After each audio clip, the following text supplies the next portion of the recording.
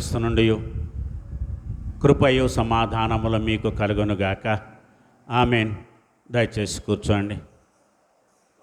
ప్రభునందు ప్రియ దేవుని సంగమా, ప్రభు అయిన యేసుక్రీస్తు నామమున మీకందరికీ ఉదయకాల శుభాలను తెలియజేస్తూ ఉన్నాను.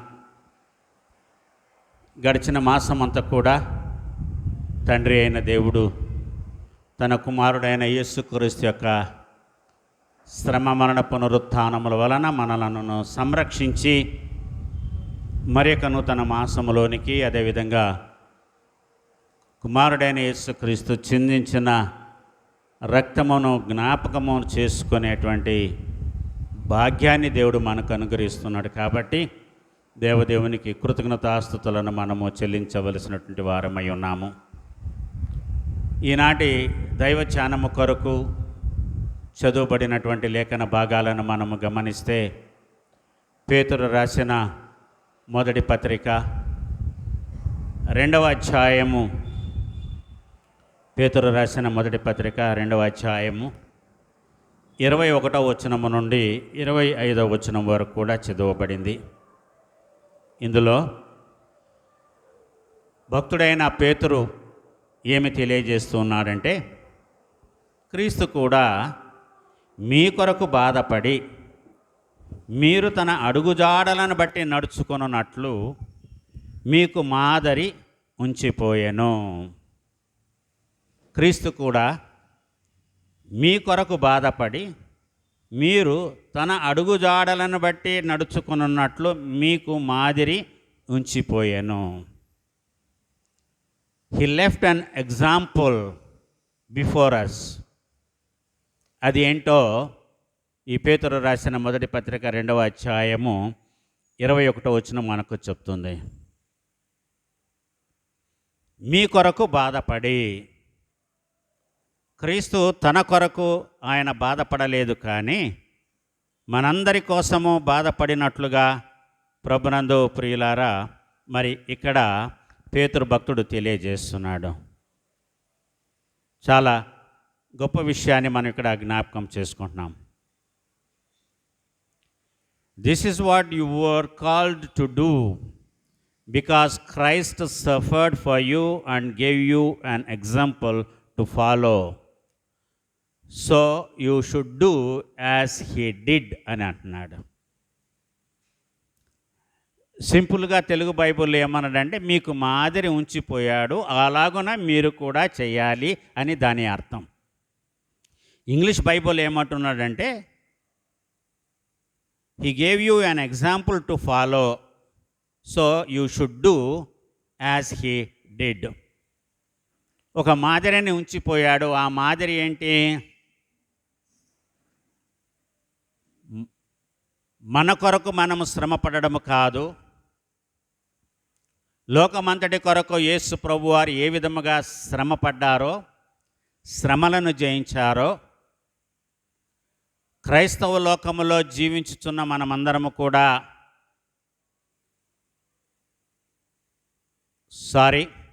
క్రైస్తవ లోకము కాదు, క్రీస్తు రాజ్యములో జీవిస్తున్నటువంటి మనమందరము కూడా ఒకరికొకరు శ్రమపడవలసినది ఉన్నది అని ఇక్కడ పేతురు భక్తుడు హెచ్చరిస్తున్నాడు. కారణం ఏంటంటే,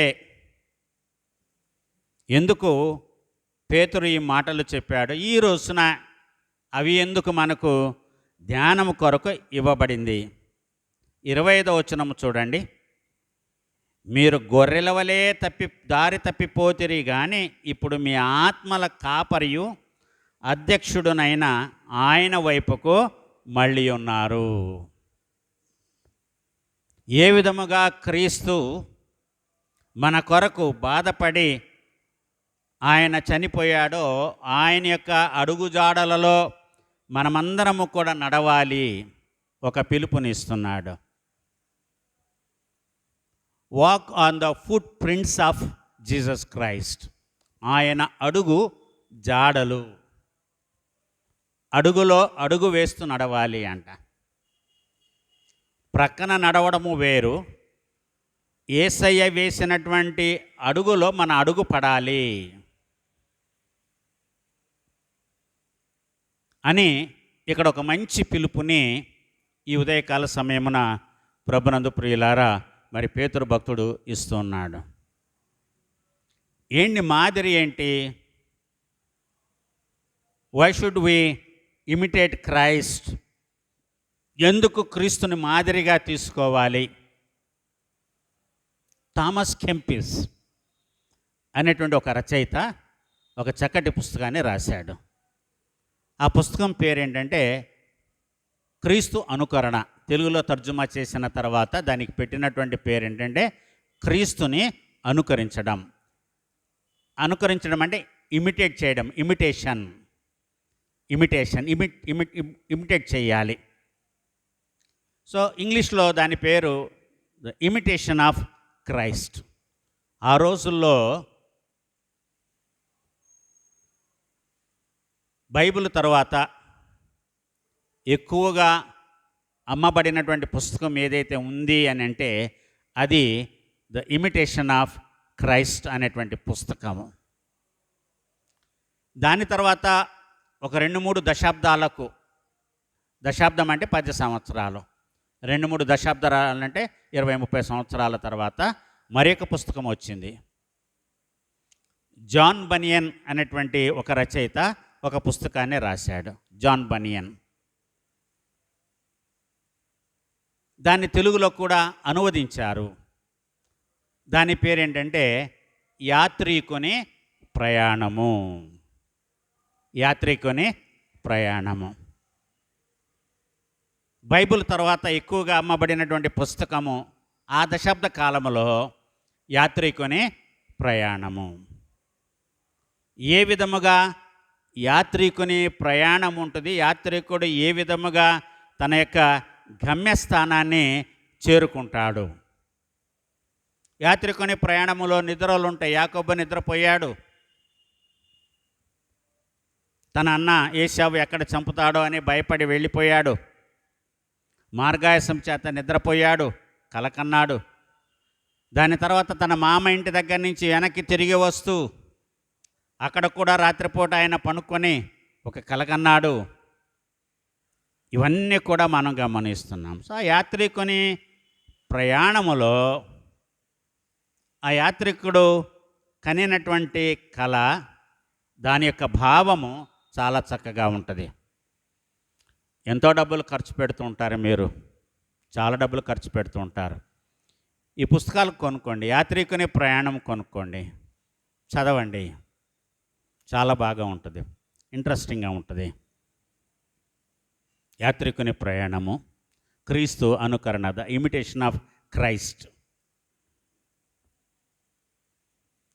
ఆ రోజుల్లో 1997 సంవత్సరం నేను పాస్టర్గా ట్రైనింగ్ అయ్యేటప్పుడు మా కాలేజీలో, బైబిల్ కాలేజీలో లెక్చరర్ ఒక ప్రశ్న వేశాడు. ఇమిటేషన్ ఆఫ్ క్రైస్ట్ గురించి మాట్లాడుతూ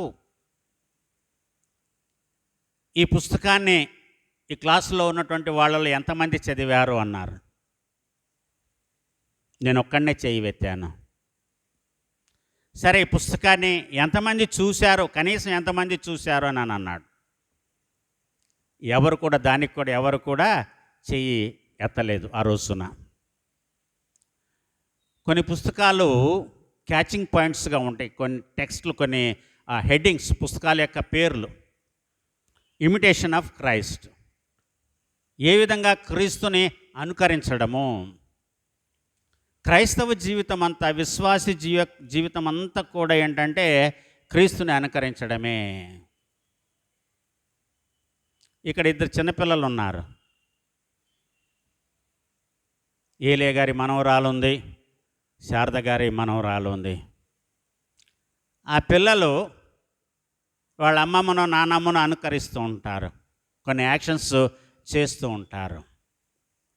ప్రతి ఇంట్లో అదే జరుగుతుంది. పసిపిల్లలు తల్లిదండ్రులని అనుకరిస్తారు, లేకపోతే ఆ ఇంట్లో ఎవరైనా పెద్దవాళ్ళు ఉంటే వాళ్ళని అనుకరిస్తూ ఉంటారు. నా చిన్న కుమారుడు 2 ఏళ్ల వయసు ఉన్నప్పుడు వాడు కూడా నన్ను అనుకరించేవాడు. నేను ఎట్లాగ తల దూకుంటాను అట్లా దూకునేవాడు, నేను ఎట్లాగ ఇన్షర్ట్ చేసుకుంటానో వాడు అట్లాగ ఇన్షర్ట్ చేసుకున్నటువంటి వాడు. సో తల్లిదండ్రులకి నవ్వును కలుగజేసి, అంటే ఆ నవ్వు ఎటువంటి నవ్వు అంటే సంతోషంతో వచ్చేటువంటి నవ్వు. ఓ నా బిడ్డ నన్ను అనుకరిస్తూ ఉన్నాడు. ఇది స్వల్ప ఆనందం, ఇది స్వల్ప ఆనందం అంతే. కానీ జీవితంలో మనకు రక్షణను ఇవ్వడానికి వచ్చి ఆయన దేవత్వమును విడిచిపెట్టి, నేనెందుకు ఈ దైవత్వాన్ని విడిచిపెట్టాలి అని అనుకోలా. లోకము కోసం నేనెందుకు నా ప్రాణాలను విడిచిపెట్టాలి అని క్రీస్తు అనుకోలా. విడిచిపెట్టి నర అవతారమెత్తి ఈ లోకానికి మనల్లో ఒకటిగా వచ్చి ఆయన చేసినటువంటి పనిని చూచి చెబుతున్నారు. క్రీస్తు మీకు ఈ లోకంలో ఒక మాదిరిని విడిచి వెళ్ళాడు. ఆ మాదిరి ప్రకారము మీరందరూ కూడా జీవించండి.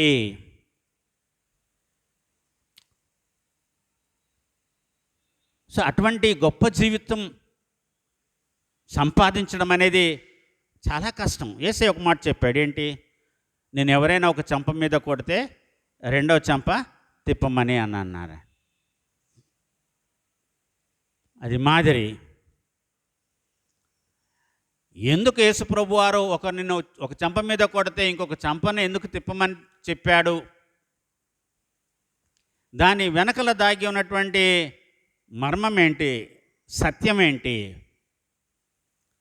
మర్మం వెనకల ఒక సత్యం దాగి ఉన్నది. కాబట్టి యేసుప్రభు చెప్పాడు, రిటార్ట్ అవ్వడము, రియాక్ట్ అవ్వడము ఇది మనిషి యొక్క బలహీనతను సూచిస్తుంది, తెలియచేస్తుంది. మన కోప ఆవేశాలన్నీ కూడా మనం ఎంత బలహీనులమో తెలియచేస్తుంది. యేసు ప్రభువారు తన బలాన్ని తెలియజేస్తున్నాడు. అందుకని అన్నాడు, ఇక్కడ పేతురు అన్నాడు 22వ వచనంలో చూడండి, ఆయన పాపము చేయలేదు, ఆయన నోటను ఏ కపటమును కనపడలేదు, ఆయన దూషింపబడి బదులు దూషింపలేదు, ఆయన శ్రమ పెట్టబడి బెదిరింపక న్యాయముగా తీర్పు తీర్చు దేవునికి తన్ను తాను అప్పగించుకొనెను. మీరందరూ కూడా నాతో కలుపుకొని మనమందరము కూడా ఈ విధంగా జీవించాలి అంటున్నాడు. యెషయా గ్రంథం 53వ అధ్యాయంలో ఉంటాయి ఈ మాటలన్నీ కూడా. అవునా?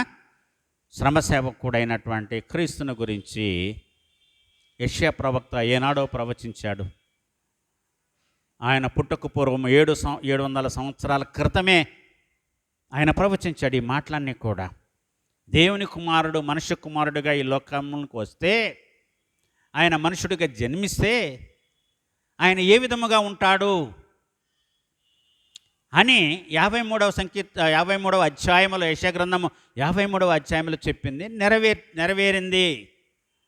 దానికి మేము ప్రధాన సాక్షులము అని ఇక్కడ పేతురు చెప్తున్నాడు. ఎవరైనా క్రీస్తు అంటే ఎవరో తనకు తెలియదని కోడి 2 సార్లు కూయక మునిపే 3 సార్లు అబద్ధము చెప్పినటువంటి వ్యక్తి. కోడి 2 సార్లు కూయకుండానే 3 సార్లు ఈ క్రీస్తు ఎవరో నాకు తెలియదని అబద్ధము చెప్పినటువంటి వ్యక్తి ఇప్పుడు యేసు ప్రభువారిని గురించి ఇస్తున్నటువంటి సాక్ష్యం ఏంటంటే, తన్ను మాదిరిగా తీసుకోమని నన్లా పేతురు, you take me as an example to follow Jesus Christ అని అక్కడ పేతురు చెప్పట్లా. డైరెక్ట్గా క్రీస్తునే మీరు మాదిరిగా తీసుకోండి అన్నాడు. కానీ ఒక మెట్టును ఎక్కినటువంటి పేతురు కంటే ఒక మెట్టును ఎక్కువ ఎక్కినటువంటి పౌలు ఏమన్నాడంటే, నేను క్రీస్తుని పోలి నడుచుకున్నట్లుగా మీరు నన్ను పోలి నడుచుకోండి. నేను క్రీస్తును పోలి నడుచుకున్నాను. పోలికలో నేను క్రీస్తు ఏ విధంగా ఉన్నాడో ఆ విధంగా ఉన్నాను. మీరు నన్ను తీసుకోండి, నా పోలికలో మీరు నడుచుకోండి. ఒకప్పటి దూషకుడను హింసకుడను అని చెప్పుకున్నటువంటి పౌలు ఏమంటున్నాడంటే, నేను క్రీస్తుని పోలి నడుచుకున్నట్లుగా నన్ను పోలి మీరు నడుచుకోండి. చాలా గొప్ప స్టేట్మెంట్స్ ఇవి రెండు కూడా, చాలా గొప్ప స్టేట్మెంట్స్. చాలా ధైర్యం కావాలి పౌలు చెప్పింది చెప్పడానికి. క్రైస్తవులమైనటువంటి మనము ఈ రోజున పేతురు ఇస్తున్నటువంటి యొక్క పిలుపును బట్టి క్రీస్తు కూడా మీ కొరకు బాధపడి మీరు తన అడుగు జాడలను బట్టి నడుచుకున్నట్లు మీకు మాదిరి ఉంచిపోయాను అని చెప్తున్నాడు. You have never sinned and you have never lied. People insulted Christ but he did not insult them in return. So ఆయన దూషింపబడి బదులు దూషింపలేదు. ఆయన దూషించారు కానీ ఆయన ఎవరిని కూడా దూషించలేదు. అందుకని అన్నాం అది ఆయన యొక్క బలము. మన బలహీనత ఏంటంటే మనల్ని ఎవరైనా ఒక మాట అంటే క్షణాల్లో మనం రియాక్ట్ అయిపోతాం. ఎందుకు పడాలి, ఎందుకు అనిపించుకోవాలి. క్రీస్తు పడ్డాడు, అనిపించుకున్నాడు కాబట్టే ఈ రోజున ప్రపంచ దేశాల్లో క్రీస్తు సువార్త ప్రకటింపబడుతుంది. ఎక్కడ లోకమంతా క్రైస్తవ్యం అయిపోతుందో అని ప్రజలు భయపడిపోతూ ఉన్నారు. ప్రభునందు ప్రియులారా గమనించండి. బలబలాలు తేల్చుకునేటప్పుడు మరి నిన్నటి రోజున ధ్యానము చేసుకున్నటువంటి మాటల్లో కూడా రోమీయులకు రాసిన పత్రిక 15వ అధ్యాయం 1వ వచనం ధ్యానం చేసుకున్నాం, మొదటి 3 వచనాలు. అలాగే గలతీయులకు రాసిన పత్రిక 6వ అధ్యాయం 1వ వచనం కూడా జ్ఞాపకం చేసుకున్నాం మనం. కాబట్టి ఇక్కడ పేతురు చెప్తున్నటువంటి యొక్క మాటలు మరి చదువుకున్నటువంటి సువార్త వాక్యములో మనకి మొదటి 10 వచనాలే గుర్తు, తర్వాత వచనాలు మనకు తెలియదు. యోహాను సువార్త 10వ అధ్యాయంలో మొదటి 10 వచనాలే మనం గుర్తు. ఆయన కాపరి గురించి తాను గురించి యేసు ప్రభువారు ఏమి చెప్పుకున్నాడో ఒకసారి చూస్తే యోహాను సువార్త 15వ అధ్యాయము 10వ అధ్యాయము మొదటి వచనాన్ని చదువుకుందాం. గొర్రెల దొడ్డిలో ద్వారమున ప్రవేశింపక వేరొక మార్గమున ఎక్కువాడు దొంగయు దోచుకొనివాడునై ఉన్నాడు. ఈ యొక్క ఇంట్రడక్షన్ అంతా మనం చూస్తున్నాం. మళ్ళీ మనకు ఇవ్వబడినటువంటి ఈరోజు చదవబడినటువంటి లేఖన భాగం ఏంటి? 11 నుంచి 16 వచనాలే. నేను గొర్రెలకు మంచి కాపరిని అంటూ ఉన్నాడు. I am the good shepherd. I am the good shepherd. Good shepherd, నేను మంచి కాపరిని. ఐపీఎల్ క్రికెట్ జరుగుతుంది ప్రతిరోజు, అందరూ చాలామంది చూస్తుంటారు కదా. నేను ఒక టీంలో ఒక కంట్రీకి చెందినటువంటి ఒక బ్యాట్స్మ్యాన్ పేరు ఏంటంటే షెపర్డ్ అంట. ఆయన పేరు షెపర్డ్. నేను ఇది లెసన్ చదివాను కాబట్టి గుర్తుకొచ్చింది నాకు. షెపర్డ్ వృత్తిరీత్యా కాపర్యా, పేరుల మట్టుకే కాపర్యా? ప్రభునందు ప్రియులారా గమనించాలి. షెపర్డ్, ఆయన పేరు షెపర్డ్ అంటే దానికి అర్థం ఏంటి? కాపరి. మనం పెట్టుకున్నటువంటి పేర్లు లేకపోతే మన తల్లిదండ్రులు మనకు పెట్టేటువంటి పేర్లు మనము పెద్ద అయిన తర్వాత ఆ పేరుకు తగినట్లుగా మనము జీవిస్తామో లేదో అది ఎవ్వరు కూడా ఊహించలేరు. యేసయ్య అని పేరు పెట్టుకున్న వాళ్ళందరూ కూడా యేసయ్యలు కారు. ఎందుకంటే యేసు ప్రభువారికి ముందు కూడా యేసులు ఉన్నారు, చాలామంది ఉన్నారు. బరబ్బా పేరుకు ముందు కూడా యేసు అని పేరే ఉంది ఆయనకి. జీసస్ బరబ్బాస్ అంటారు ఆయన్ని. చాలామందికి తెలియదు అది. ఆ రోజుల్లో జీసస్ అనేటువంటిది ఒక కామన్ నేమ్, అది చాలామందికి ఉండేది. కానీ అందుకని అన్నారు నజరేయుడైన యేసు. అందుకని నజరేతుల నుండి మంచిది ఏదైనా రాగలదా, వచ్చి చూడు. సిలువ మీద అదే కూడా వ్రాయబడి ఉంది. నేను అదే ప్రస్తావించాను. నేను యూదుల రాజు నజరేయుడైన యేసు. కాబట్టి పేరులో ఉన్నటువంటి ప్రాధాన్యతను బట్టి మనం గమనించి చూస్తే ఇక్కడ యేసయ్యకి చాలా పేర్లు ఉన్నాయి. ఆయన ఏమన్నాడు? నేనే ద్వారాని అన్నాడు, నేనే మార్గాన్ని అన్నాడు, నేనే సత్యం అన్నాడు, నేనే జీవం అన్నాడు, నేనే జీవాహారాన్ని అన్నాడు, జీవజలం అన్నాడు. ఆశ్చర్యకరుడు, ఆలోచనకర్త, బలవంతుడైన దేవుడు, నిత్యుడగు తండ్రి, సమాధానకర్త అయిన ఇన్ని పేర్లు ఉన్నాయి ఆయనకి. మరి యోహాను సువార్త 10వ అధ్యాయం 11వ వచనంలో యేసయ్య ఏమంటున్నాడు? నేను గొర్రెలకు మంచి కాపరిని, మంచి కాపరి గొర్రెల కొరకు తన ప్రాణమును పెట్టును, కనుకనే ఆయన అనుకరించండి అన్నాడు పేతురు. ఆయన అందరి కొరకు శ్రమపడి ప్రాణం పెట్టి ఒక మాదిరిని మనకు పెట్టి వెళ్ళాడు, చూపించి వెళ్ళాడు. ఎందుకంటే ఇక్కడ యేసయ్య తన మాటల్లో చెప్తున్నాడు, నేను గొర్రెలకు మంచి కాపరిని, మంచి కాపరి గొర్రెల కొరకు ప్రాణాలను అర్పిస్తాడు. గొర్రెలు ఎటువంటివైనా సరే, మంచి గొర్రెలకు కాపరి వేరు, గొర్రెలకు మంచి కాపరి వేరు. రెండు అర్థాలు ఉన్నాయి ఇక్కడ. ఈయన మంచి గొర్రెలకు కాపరి కాదు, గొర్రెలకు మంచి కాపరి. ఇది ప్రభునందు ప్రియులారా. అందుకని ఇక్కడ యేసయ్య అంటున్నాడు, నేను గొర్రెలకు మంచి కాపరిని. ఈ కాపరితనం ఏదైతే ఉందో చాలా గొప్ప పని. ఆ రోజున ఇశ్రాయేలీ రాజులను కాపర్లని పిలిచేవాళ్ళు. ఇశ్రాయేలు రాజులను ఏమని పిలిచేవాళ్ళండి? కాపరులు.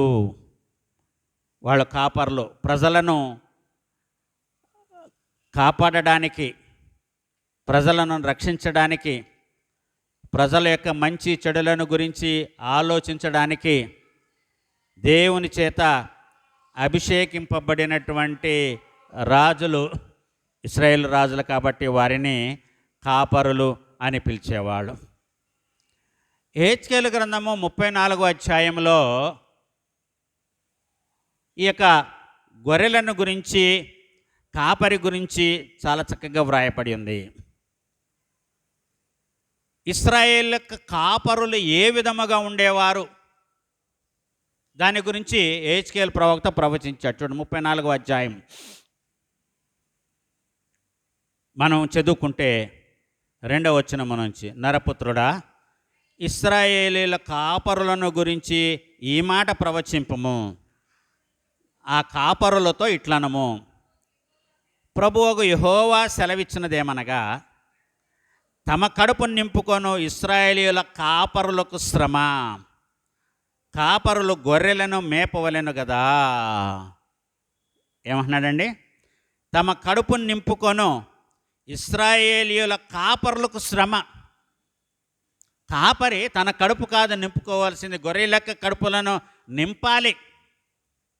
అందుకనే యవనములో గొర్రెల కాపరి అయినటువంటి రాజైన దావీదు ఒక చక్కటి గీతం రాశాడు. యెహోవా నా కాపరి, నాకు లేమి కలగదు. పచ్చిక గల చోట్ల ఆయన నన్ను పరుండ చేయుచున్నాడు, శాంతికరమైన జలముల యొద్ద నన్ను నడిపించుచున్నాడు. తర్వాత ఆయన నా ప్రాణమునకు సేద తీర్చుచున్నాడు. గమనించాలి ప్రభునందు ప్రియులారా. చర్చిలో కూర్చునేటప్పుడు బాస్పెట్లు వేసుకొని కూర్చోకూడదు, బెంచ్ మీద కాళ్ళు పెట్టుకోకూడదు, ప్రత్యేకంగా ఆడవాళ్ళు. గమనించాల్సిందిగా మనవి చేస్తున్నాను. కాపరులు గొర్రెలను మేపవలెను కదా. మీరు క్రొవ్విన గొర్రెలను వధించి క్రొవ్వును తిని బొచ్చును కప్పుకొందురు కానీ గొర్రెలను మేపరు. బలహీనమైన వాటిని మీరు బలపరచరు, రోగము గల వాటిని స్వస్థపరచరు, గాయపడిన వాటికి కట్టుకట్టరు, తోలివేసిన వాటిని మరలా తోలుకొని రారు, తప్పిపోయిన వాటిని వెదకరు. అది మాత్రమే కాక మీరు కఠిన మనస్కులై బలత్కారముతో వాటిని ఏలుదురు. కాబట్టి కాపరులు లేకయే అవి చెదరిపోయి సకల అడవి మృగములకు ఆహారమాయను. నా గొర్రెలు పర్వతముల మీదను ఎత్తైన ప్రతి కొండ మీదను తిరుగులాడుచున్నవి. నా గొర్రెలు భూమినంతటా చెదరిపోయినను వాటిని గూర్చి విచారించువాడు ఒకడనూ లేడు, వెదకువాడు ఒకడనూ లేడు. చాలా బాధతో యెహోవా దేవుడు ప్రవక్త అయినటువంటి యెహెజ్కేలు ద్వారా ఈ మాటలు సెలవిస్తున్నాడు. సరే, ఆ యోహాను సువార్త 10వ అధ్యాయం అంతా కూడా కాపరి గొర్రెల యొక్క అనుబంధాన్ని గురించి అక్కడ యేసు ప్రభువారు మాట్లాడాడు. ఎవరో మాట్లాడలే, యేసు ప్రభువారు మాట్లాడినటువంటి మాటలను యోహాను భక్తుడు రాశాడు. ఇక్కడ దేవుడైన యెహోవా ఇశ్రాయేలీల కాపర్ల గురించి, అంటే ప్రజలను పరిపాలించాల్సినటువంటి కాపరులు వాళ్ళు ఏ విధముగా ఉంటూ ఉన్నారో, వాళ్ళు ప్రాణం పెట్టేవారుగా ఉండవలసినది పోయి ప్రాణాలను తీసేవారుగా ఉంటున్నారు. ఇది చాలా క్లియర్గా యెహెజ్కేలు గ్రంథము 34వ అధ్యాయంలో మనం చదువుతున్నాం. అందుకని గొర్రెలు చెదిరిపోయాయి. జకర్యా ప్రవక్త కూడా అదే అన్నాడు, కాపరిని కొట్టుదును, గొర్రెలు చెదిరిపోవును. ఎందుకు దేవుడు కాపరిని కొట్టాల్సినటువంటి అవసరం వచ్చింది? సో ఇక్కడున్న ఈ కాపర్లకు, ఇశ్రాయేలు కాపర్లకు జకర్యా కాలంలో ఉన్నటువంటి కాపర్లను గురించి మనం మాట్లాడుకున్నప్పుడు గెత్సెమనే తోటలో ఆ ప్రవచనము నెరవేరినట్లుగా మనము చూస్తాం. ఏ క్షణములో అయితే యూదా ఇస్కరియోతు యేసు ప్రభువారిని ముద్దు పెట్టుకోగానే రోమా సైనికులు ఆయన్ని పట్టుకున్నారో శిష్యులందరూ కూడా చెల్లాచెదురైపోయారు. అలా చెదిరిపోకుండా ఉండడం కోసమే యేసు ప్రభువారు ప్రార్థన చేశాడు శిష్యుల గురించి. ఒక గొప్ప విజ్ఞాపన ప్రార్థన 17వ అధ్యాయం అంతా కూడా. ప్రభునందు ప్రియులారా, కాబట్టి అక్కడ కాపరిని కొట్టుదును, గొర్రెలు చెదిరిపోవును. కానీ కాపరి మటుకు తాను ఎక్కడెక్కడి నుంచి తోలివేశాడో వాటినన్నిటినీ కూడా సమకూరుస్తానని ప్రభునందు ప్రియులారా దేవుడే చెప్తున్నాడు. అవి ఎక్కడెక్కడికి చెదిరిపోయాయో అక్కడి నుంచి మళ్ళీ వాటన్నిటినీ కూడా నేను సమకూరుస్తాను. ఆ సమకూర్చడం కోసమే తండ్రి అయిన దేవుడు తన కుమారుడిని ఈ లోకానికి ఆయన పంపించాడు. కాబట్టే ఇక్కడ యోహాను సువార్తలో మనం ఇక్కడ చెప్పుకుంటూ ఉన్నాం. ఎటువంటి కాపరి? దేవుని కుమారుడైన యేసుక్రీస్తు. 14వ వచనంలో అంటున్నాడు, నేను గొర్రెల మంచి కాపరిని, తండ్రి నన్ను ఎలాగునో ఎరుగునో, నేను తండ్రిని ఎలాగో ఎరుగుదునో అలాగే నేను నా గొర్రెలను ఎరుగుదును, నా గొర్రెలు నన్ను ఎరుగును, మరియు గొర్రెల కొరకు నా ప్రాణము పెట్టుచున్నాను. యేసయ్య ఒక ఉపమానం చెప్పాడు. లూకా సువార్త 15వ అధ్యాయంలో 3 ఉపమానాలు చెప్పాడు. వాటిలో మొదటిది తప్పిపోయిన గొర్రె. ఆ తప్పిపోయినటువంటి గొర్రెని ఏ విధంగా కాపరి వెదకి సంరక్షించి తన ప్రాణాన్ని లెక్క చేయకుండా ఆ గొర్రెను తీసుకొని వచ్చాడో మనం గమనిస్తాం. దావీదు అంటాడు, సౌలు ఎదురుగా నిలబడినప్పుడు గొలియాతుని చంపేటువంటి విషయంలో, గొలియాత్ ఏమో 7 అడుగులు ఎత్తున్నాడు, నువ్వేమో ఈ హైట్ ఉన్నావు, నీకు ఎలాగ శక్తి ఉందంటే అప్పుడు చెప్తాడు, సింహం వచ్చి నా గొర్రెల్లో ఒక గొర్రెను నోట్లో కరుచుకొని వెళుతుంటే దాని నోరు చీల్చి దాని నోటిలో నుంచి నా గొర్రె పిల్లను నేను సంరక్షించుకున్నాను, కాపాడుకున్నాను. అలాగే ఎలుగుబంటి నోట్లో నుంచి కూడా అటువంటిది ఈ సున్నతి లేని ఫిలిస్తీయుణ్ణి చంపడం నాకొక కష్టమైన పని కాదు అని అన్నాడు ఆయన. ఆ కాపరే ఒక గీతాన్ని రాశాడు, యెహోవా నా కాపరి అని రాశాడు రాజైన దావీదు ప్రభునందు ప్రియులారా. కనుక ఇక్కడ యేసయ్య అంటున్నాడు, నేను గొర్రెల మంచి కాపరిని, తండ్రి నన్ను ఎలాగో ఎరుగునో, నేను తండ్రిని ఎలాగో ఎరుగుదునో అలాగే నేను నా గొర్రెలను ఎరుగుదును. సో నోయింగ్ ఈచ్ అదర్, తండ్రి కుమారుల యొక్క అనుబంధం. తండ్రికి తెలుసు కుమారుని యొక్క శక్తి సామర్థ్యాలు, కుమారుని యొక్క బలహీనతలు. అలాగే కుమారుడికి కూడా తెలుసు తండ్రి ఎంత ధైర్యవంతుడో, తండ్రి యొక్క స్థానం ఏంటో కుమారుడికి కూడా తెలుసు. దాన్ని ఇక్కడ యేసు ప్రభువారు ఒప్పుకుంటూ ఉన్నారు. అందుకని అంటున్నాడు, అలాగే నా తండ్రి నన్ను ఎరిగినట్లుగా నేను నా తండ్రిని ఎరిగినట్లుగా నేను నా గొర్రెలను ఎరుగుదును, నా గొర్రెలు నన్ను ఎరుగును. అది మనం గమనిస్తాం ప్రభునందు ప్రియులారా. ఎందుకంటే గొర్రెలు యజమానుని యొక్క స్వరాన్ని వింటాయి, గుర్తుపడతాయి. కనుక మరి పేతురు భక్తుడు చెప్పినటువంటి ఈ మాటల్లో ఈ మొదటి పత్రిక 2వ అధ్యాయంలోని 21వ వచనం నుంచి 25వ వచనంలో ఉన్నటువంటి సత్యాన్ని మనం గమనించాలి. ఇక్కడ క్రీస్తు కూడా మీ కొరకు బాధపడి మీరు తన అడుగుజాడలను బట్టి నడుచుకున్నట్లు మీకు మాదిరి ఉంచిపోయాను. ఆయనకు మాదిరి ఉంచిపోయాడు. చూడండి, ఇదే అధ్యాయంలో మన అపోస్తుల కార్యముల గ్రంథం 3వ అధ్యాయము 18వ వచనాన్ని చదువుకుందాం. 3:18.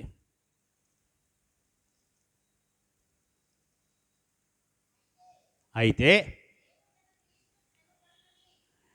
దేవుడు తన క్రీస్తు శ్రమపడునని సమస్త ప్రవక్తల నోట ముందుగా ప్రచురపరచిన విషయములను ఈలాగు నెరవేర్చెను. ఏ విధంగా దేవుడు, తండ్రి అయిన దేవుడు నెరవేర్చాడు తన కుమారుని విషయంలో? ఏనాడో క్రీస్తు పూర్వం 700 సంవత్సరాల క్రితమే ఆయన శ్రమలను గురించి ప్రవక్తలు ప్రవచించారు. కనుక ఇక్కడ సాక్ష్యం అని ఇక్కడ గమనిస్తున్నాం. అయితే దేవుడు తన క్రీస్తు శ్రమపడునని సమస్త ప్రవక్తల నోటగా ముందుగా ప్రవచించాడు. ప్రవచించి అన్ని విషయాలను ఆయన నెరవేర్చాడు. తన క్రీస్తు శ్రమపడును, దేవుని కుమారుడైన క్రీస్తు ఆయన శ్రమ పడతాడని దేవుడు ముందుగానే ఆయన తెలుసుకున్నాడు. ప్రభునందు ప్రియులారా, అదేవిధంగా 4వ అధ్యాయము 13వ వచనం చదవండి. అదే అపోస్తుల కార్యముల గ్రంథములో 4:13. వారు పేతురు యోహానుల ధైర్యమును చూచినప్పుడు వారి విద్య లేని పామరులని గ్రహించి ఆశ్చర్యపడి వారు యేసుతో కూడా ఉండిన వారని గుర్తెరిగిరి. 2 విషయాలు ఇక్కడ. ఈ పేతురు యోహానులు వాళ్ళ ధైర్యాన్ని వ్యక్తపరిచారు, చూపించారు. ఆ ధైర్యాన్ని చూసినటువంటి వాళ్ళు, ఎదురుగొన్న వాళ్ళు ఏమనుకున్నారంటే వీళ్ళు విద్య లేని పామరులు. ఈ విద్య లేనటువంటి పామరులకు యేసయ్యతో ఏ విధంగా వీళ్ళు ఉన్నారు, ఆయన దగ్గర ఎట్లా సహవాసం కలిగి ఉన్నారు అనేటువంటి ఆశ్చర్యాన్ని వ్యక్తపరచడం ప్రభునందు ప్రియులారా మనం ఇక్కడ గమనిస్తున్నాం. అందుకని అన్నాడు, ఈ క్రీస్తు మీ కొరకు బాధపడి మీరు తన అడుగుజాడలను బట్టి నడుచుకున్నట్లు ఆయన మీకు మాదిరి ఉంచిపోయాడు. దాని ప్రకారం మీరు జీవించండి. మత్తయి సువార్త 11వ అధ్యాయము 29వ వచనం. మత్తయి సువార్త 11వ అధ్యాయం 29వ వచనం. నేను సాత్వికుడను దీన మనసు కలవాడను గనక మీ మీద నా కాడిని ఎత్తుకొని నా యొద్ద నేర్చుకోండి. నేను సాత్వికుడను దీన మనస్సు కలవాడను. ఈ 2 మాటలు, సాత్వికము, దీన మనస్సు, 2 కూడా ధన్యతల్లో ఉంటాయి. చాలా సాత్వికుడు అంట. భూమి మీద ఉన్నటువంటి మనుషులందరిలో సాత్వికుడు ఎవరు? మోషే.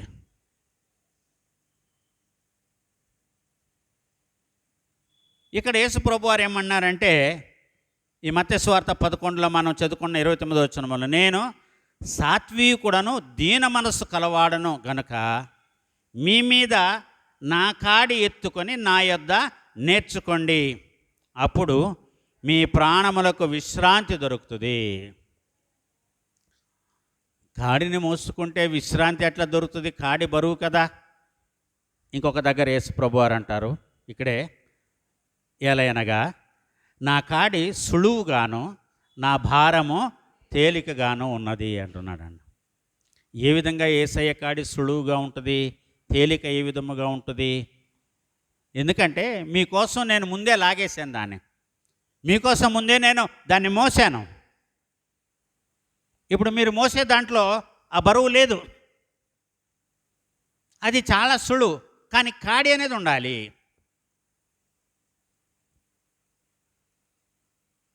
ఎద్దు భుజం మీద కాడి ఉన్నప్పుడు, మెడ మీద కాడి ఉన్నప్పుడు ఎద్దు ఎక్కడ ఉంటుంది? మూతి కిందకు ఉంటుంది, నేలని చూసి పైకి చూడం. కాబట్టి ఆ బరువు అనేది మనిషి గ్రహించాలి, బాధ్యత. ఇక్కడ యేసుప్రభువారు అంటున్నాడు, నేను సాత్వికుడిని, నేను దీన మనస్సు కలిగినటువంటి వాడిని, కనుక మీ మీద నా కాడి ఎత్తుకోండి, మీరు మోయండి నా కాడిని, అప్పుడు మీ ప్రాణములకు విశ్రాంతి దొరకను. ప్రయాసపడి భారం మోచున్న సమస్త జనులారా నా ఎద్దుకు రండి, నేను మీకు విశ్రాంతిని కలుగజేస్తాను అన్నాడు, ఇస్తానన్నాడు. పైన వచనంలో మనం జ్ఞాపకం చేసుకుంటాం. రండి, నా కాడిని మోయండి, నేర్చుకోండి. అది విన్నటువంటి పేతురు ఇక్కడ చెప్తున్నాడు, మీరు తన అడుగుజాడలను బట్టి నడుచుకున్నట్లు మీకు మాదిరి ఉంచిపోయాడు. యెషయా గ్రంథం 53వ అధ్యాయం 9వ వచనాన్ని ఆయన ఇక్కడ మనకు చూపుతున్నాడు. ఆయన ఏ పాపము చేయలేదు, ఆయన నోటను ఏ కపటమును కనబడలేదు, ఆయన దూషింపబడి బదులు దూషింపలేదు, ఆయన శ్రమ పట్టబడి బెదిరింపక న్యాయముగా తీర్పు తీర్చి దేవునికి తన్ను తాను అప్పగించుకున్నాడు. దేవుని యొక్క తీర్పు న్యాయమైనది. మనుషుల యొక్క తీర్పులో న్యాయం ఉండకపోవచ్చేమో, కానీ దేవుడిచ్చేటువంటి తీర్పులో ఖచ్చితంగా న్యాయం ఉంటుంది. కాబట్టి ఏదైతే క్రీస్తు మాదిరిగా తన జీవితాన్ని మనకు చూపించి విడిచి వెళ్ళాడో దానిని మనము అనుకరించాలి, అలాగ మనము జీవించాలి. నేను క్రీస్తుని పోలి నడుచుకున్నాను, మీరు నన్ను పోలి నడుచుకోండి. సో నేను మీలో నుంచి ఏదైనా మంచి చూసినప్పుడు, మీలో ఏదైనా నాకు తెలియంది కనపడినప్పుడు తప్పకుండా నేను దాన్ని తీసుకుంటాను,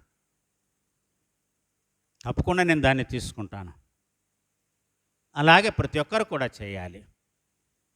ఒక వ్యక్తిలో మనం ఏదైనా మనలో లేని మంచి ఒక వ్యక్తిలో ఏదైతే కనబడితే అది తప్పకుండా దాన్ని తీసుకోవాలి అంట. అది కొనుక్కుంటే వచ్చేది కాదండి, చూసి నేర్చుకునేవి, విని నేర్చుకునేవి. మీరు కనులుండి చూడరు, చెవులుండి వినరు. మరి ఏ విధంగా మనం క్రీస్తును మాదిరిగా తీసుకోగలము మనకి జీవితంలో? మనం కళ్ళుండి కూడా గుడ్డివారలాగా ఉంటాం మనం. అందుకని అన్నాడు, 7 సంఘాలకు లేఖ రాస్తూ, చెవిగలవాడు విననుగాక, ఆత్మ సంగములతో చెప్పుచున్న మాట అంటాడు. ప్రకటన గ్రంథము 2-3 అధ్యాయాల్లో ప్రభునందు ప్రియులారా. కాబట్టి ఆయన ఎంత శ్రమ పడినా, ఆయనలో ఏ పాపము లేకపోయినా, ఏ తప్పు లేకపోయినా, హీ కెప్ట్ సైలెంట్, మౌనంగా ఉన్నాడు. కొన్ని సందర్భాల్లో మౌనము సమాధానము చెప్తుంది.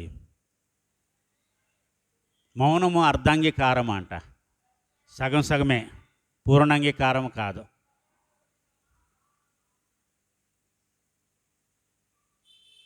ప్రభునందు ప్రియులరా, మౌనము అర్ధంగీకారం అంట, సగమే అంగీకారం అంట, సగం అంగీకారము కాదు అంట. కాబట్టి మాట్లాడమంటారు, కమ్అవుట్. మనం మాట్లాడకపోతే దాన్ని మనం అంగీకరిస్తున్నామా, వ్యతిరేకిస్తున్నామా ఎలాగో తెలుస్తుంది? క్లియర్గా చెప్పాలి, మౌనంగా ఉండకూడదు. కానీ ఇక్కడ క్రీస్తు మౌనంగా ఉన్నాడు అని అంటే అది భరించడం కోసమే. అన్యాయమైన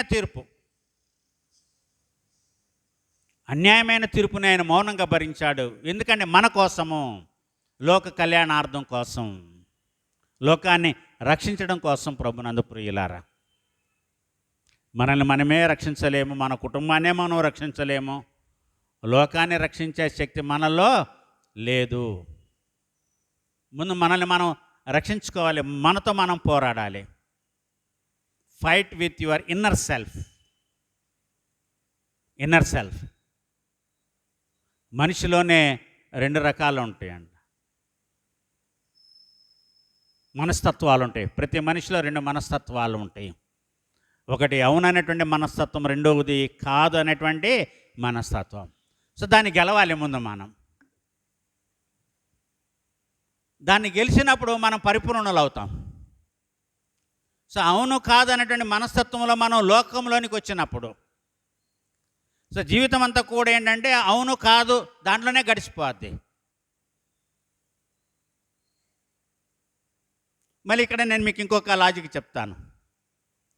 మేము అవునని కానీ కాదని కానీ చెప్పజాలము. ఆదికాండము 24వ అధ్యాయము 52, 53 లాబాను బెతూయేలు అంటారు. ఎవరితో? అబ్రహాము పెద్ద దాసుడైనటువంటి ఎలియాజరుతో, రిబ్కా విషయంలో. ఈ విషయంలో మేము అవునని కానీ కాదని కానీ చెప్పజాలము. ఇదిగో ఆమె నీ ఎదుట ఉన్నది, ఆమెను ఇది యెహోవా వలన కలిగిన కార్యము. ఎందుకంటే అక్కడ ప్రార్థన ఉంది. ఎలియాజర్ చెప్పాడు, తను ఏ విధంగా ప్రార్థన చేసుకొని వచ్చాడో చెప్పాడు, తన మనసులో అనుకున్నది ఏ విధంగా జరిగిందో చెప్పాడు. సో నువ్వు అనుకున్నట్లుగే జరిగింది, మేము అవునని కానీ కాదని కానీ ఎలా చెప్పగలము? ఇది దేవుని కార్యము. దేవుని కార్యాల దగ్గర మౌనంగా ఉండాలి. దేవుని కార్యాలను వ్యతిరేకించకూడదు. ఇది దేవుని యొక్క కార్యం కాబట్టి, తండ్రి ఇష్టపడుతున్నాడు కాబట్టి, కుమారుడైన యేసుక్రీస్తు మౌనముగా ఉండి, ఆయన దూషింపబడి బదులు దూషింపలేదు, ఆయన శ్రమపట్టబడి బెదిరింపక న్యాయముగా తీర్పు తీర్చు దేవునికి తన్ను తాను అప్పగించుకున్నాడంట. న్యాయముగా తీర్పు తీర్చే దేవుడంట. అపోస్తల కార్యముల గ్రంథము 17వ అధ్యాయము 31వ వచనము చదవండి. 17:31.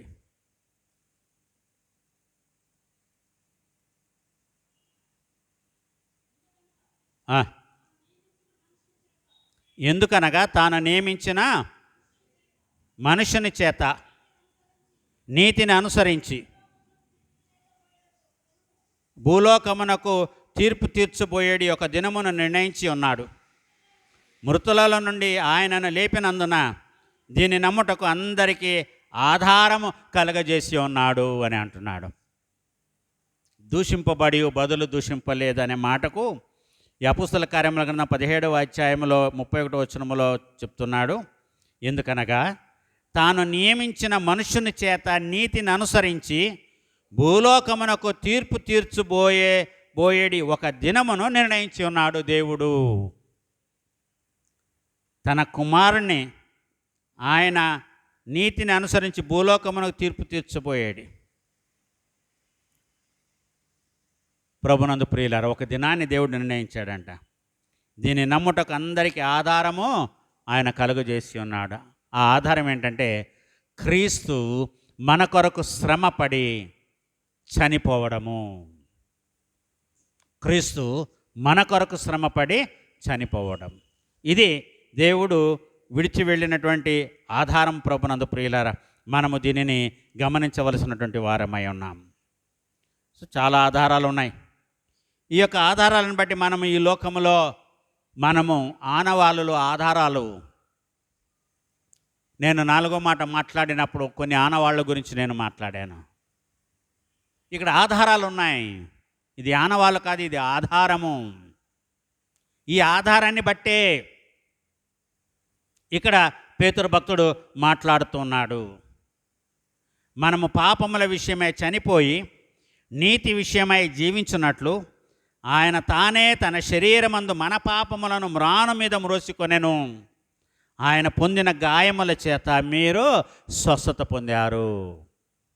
ఆయన ఏ గాయాలనైతే పొందాడో ఆయనలో ఆ గాయాలు కనుక లేకపోతే ఈ రోజున మనము స్వస్థ చిత్తులుగా ఉండేవాళ్ళము కాము, మనము రోగిష్ఠులై ఉండేవాళ్ళము. రోగం అంటే శరీరానికి సంబంధించినటువంటి రోగం, బయటికి కనపడే రోగం కాదు. మనసుకి, హృదయానికి ఒక రోగం ఉంటుంది. మానసిక రోగం అనేది ఒకటి ఉంటుంది. మనకు స్వస్థత కలిగింది, పాపము నుండి మనకు విడుదల కలిగింది, విమోచన కలిగింది. దానికి కారణం ఏంటంటే ఈయన మన పాపాలన్నీ కూడా ఆయన మ్రాను మీద మోసుకున్నాడు.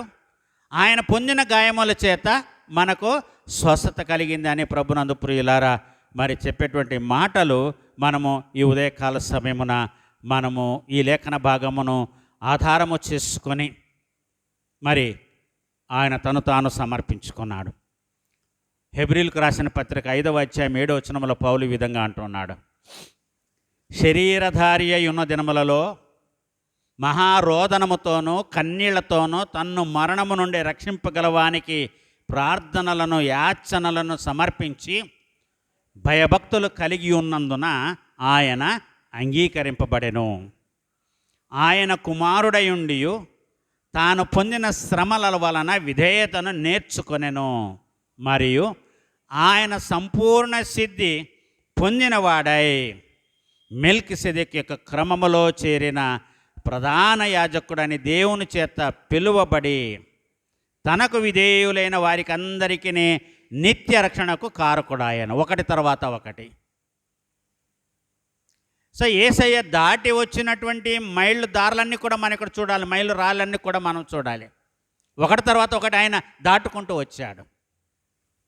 దాటుకుంటూ అల్టిమేట్ గోల్ ఏంటంటే, అల్టిమేట్ రిజల్ట్ ఏంటంటే, ఆయన సాధించింది ఏంటంటే తనకు విధేయులైన వారికి అందరికీ నిత్య రక్షణకు కారకుడాయాడు.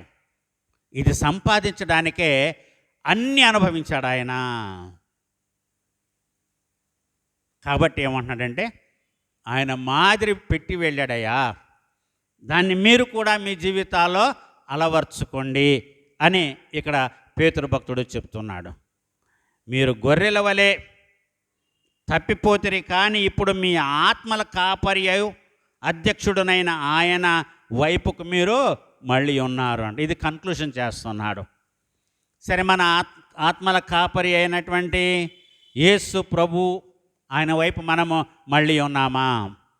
మనం గొర్రెలుగా ఉంటూ ఆయన యొక్క స్వరాన్ని, కాపరి యొక్క స్వరాన్ని వింటూ ఉన్నామా? ఈ రోజున క్రైస్తవులు గొర్రెలని కొన్ని ట్రోల్స్ వస్తున్నాయి ఫేస్బుక్లో. కొంతమంది హిందువులు ట్రోల్స్ చేస్తున్నారు, వీళ్ళు ఈ గొర్రెలు, వీళ్ళు ఈ గొర్రెలు, వీళ్ళు ఈ గొర్రెలు అని. ప్రత్యేకంగా ఒక లేడీ చాలా భయంకరంగా మాట్లాడుతూ ఉంది. ఫేస్బుక్ ఉండేది టైంపాస్ చేయడానికి కాదు. నో ద గ్రేట్ థింగ్స్ అండి. ఏదైనా కూడా మనము చూచే మనసును బట్టి ఉంటుంది. ఎట్లయినా వాడవచ్చు, దేనికైనా వాడవచ్చు. సోషల్ మీడియాలో ఈ రోజున క్రైస్తవుల మీద జరుగుతున్నటువంటి ట్రోలింగ్స్. మరి ఇక్కడేమన్నాడు, మీరు మనం గొర్రెలే, మనం తప్పిపోయినటువంటి గొర్రెలమే. ఆయన వెతికి రక్షించాడు. ఆయన నశించిన దానిని వెదక రక్షించడానికి మనుష్య కుమారుడు ఈ లోకమునకు వచ్చెను. ఆయన వాక్యము నమ్మదగినది, పూర్ణ అంగీకారమునకు యోగ్యమై ఉన్నది. సగం అంగీకారం కాదు, పూర్ణ అంగీకారం. పూర్ణ అంగీకారంతో ఉంటేనే మనం ఏమవుతామంటే సిద్ధులమవుతాము. కాబట్టి మరి హెబ్రీలకు రాసినటువంటి పత్రికలోని ఆ వచనాలు 7వ అధ్యాయంలోని ఆ లేఖన భాగం ఇక్కడ పేతురు భక్తుడు చెప్తున్నటువంటి ఈ యొక్క భాగాలన్నిటిని బట్టి ఈ రోజున క్రైస్తవులమైనటువంటి మనము నేర్చుకోవాల్సింది ఒక మాదిరి ఉన్నది. బిల్ గేట్స్ని అనుసరిద్దాం. ప్రపంచ కుబేరులో ఒకప్పుడు ఆయన, ఇప్పుడు ఇంకొక ఆయన వచ్చాడు. ఆయన దాటుకొని ఎలన్ మాస్క్ అనేటువంటి వ్యక్తి వచ్చాడు. ఎలన్ మాస్క్ వచ్చిన తర్వాత సృష్టిలో, ప్రపంచ చరిత్రలో కొన్ని కార్యాలు జరిగాయి. ఈ ఎలన్ మాస్క్ ప్రపంచానంతటిని కూడా తన చేతుల్లో పెట్టుకోవాలని ప్రయత్నం చేస్తున్నాడు. ప్రభునందు ప్రియులారా గమనించండి. ఒక పక్కన పాకిస్తాన్ ఇండియా మధ్యన యుద్ధం, మొన్నటి 30వ తారీఖున ఇజ్రాయెల్ దేశంలో వేడి గాలులకు అడవులు తగలబడ్డం, లాస్ ఏంజల్స్ ఏ విధంగా తగలబడిందో ఆ విధంగా అడవులు తగలబడ్డాయి ఇజ్రాయెల్ దేశంలో. హమాస్ యుద్ధం చాలా ఉన్నాయి, చాలా స్పీడ్గా జరుగుతున్నాయి. సో ఏ క్షణాన ఎప్పుడు ఏది జరుగుతుందో మనకెవరికి కూడా తెలియదు ప్రభునందు ప్రియులారా. కానీ దేవుడు ఒక అవకాశాన్ని ఇస్తున్నాడు. మనము క్రీస్తుని నిజంగా నమ్మితే మనము సిద్ధులు అవ్వాలి అని అంటే ఆయన్ని మాదిరిగా తీసుకోవాలి. మనకి జీవితాల్లో ఆయన్ని మాదిరిగా తీసుకోవాలి, క్రీస్తునే మాదిరిగా తీసుకోవాలి. కానీ ఇంకెవరిని మాదిరిగా తీసుకోకూడదు. ఈ లోకంలో ఎవరిని తీసుకోకూడదు. ఒకళ్ళని చూసి ఒకళ్ళు నేర్చుకోవాలి, తప్పులేదు.